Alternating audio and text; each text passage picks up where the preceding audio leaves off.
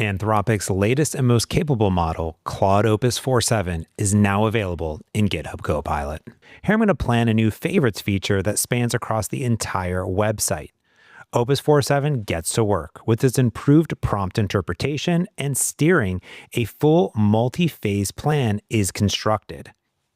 After reviewing the plan, let's implement it with autopilot mode, enabling continuous iteration to complete all phases in the plan.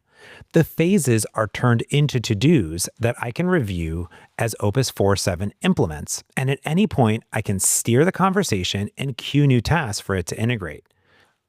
Opus 4.7 will continue to implement and integrate features into the app.